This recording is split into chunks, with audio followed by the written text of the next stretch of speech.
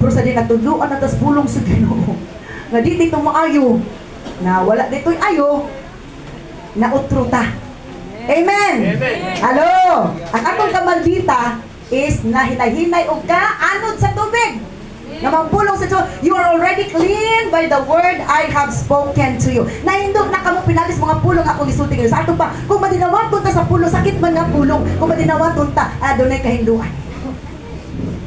Okay, kinsa din nakasulay ng laba dito sa sapa or suba. Bigsi nakaagi anak, taga-probinsya. Kahit taga-suda, di man manglabag sa sapa o suba sa gripo raman, di ba? Di ba paglaban mo sa sapa o suba, maanod tong mga baho, maanod tong mga hugaw.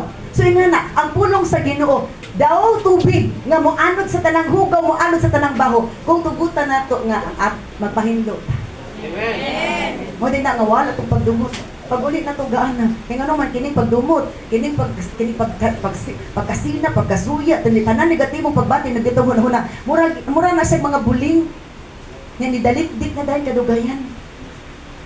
Kinana naglugod. Kasi nakapaglugod diri ka ng bato. Kung di ka careful, pati imong panit. Naak-ak.